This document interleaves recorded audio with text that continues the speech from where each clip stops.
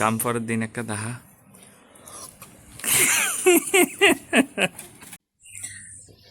Good morning my YouTube family. আজকের blog শুরু হচ্ছে আমাদের পিসি আনবক্সিং এর শুরু, অর্থাৎ আমাদের জয়রাজ ভাই এখন পিসি বসানোর জন্য টেবিল তৈরি করতেছে।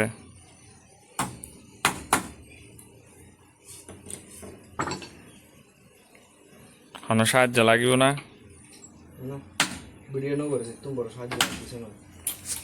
উনি ডাইরেক্ট ব্লগ করতে মানা করে দিচ্ছে।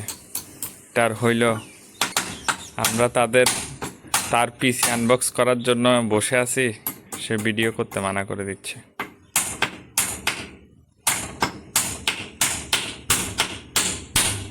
এতটুকু সিনেমাটিক লুক কেন?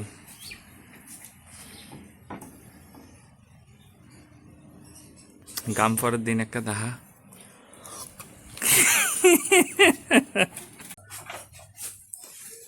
এটা হচ্ছে আমাদের জিমুনি ওর বাপের কাণ্ড দেখতেছে। জিমুনি এদিকে তাকাও, এটা টিকিস দাও, দিবে না?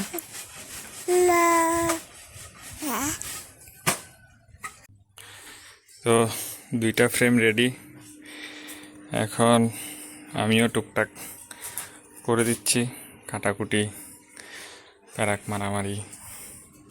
এখন পেন্সিল আনতে গেছে, নাইলে কলম। পুরা টেবিল বানানোর পরে দেখাবো, মাঝখানে একটু দেখানোর চেষ্টা করব।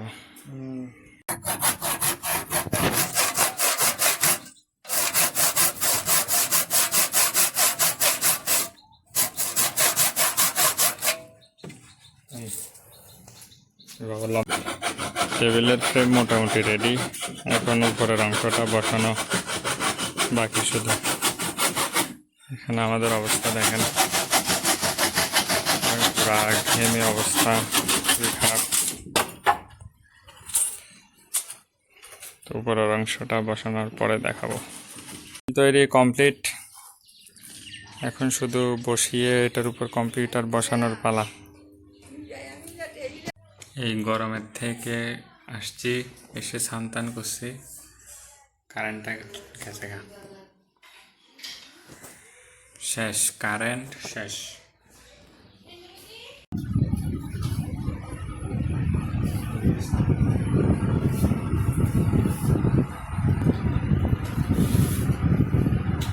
This is the monitor.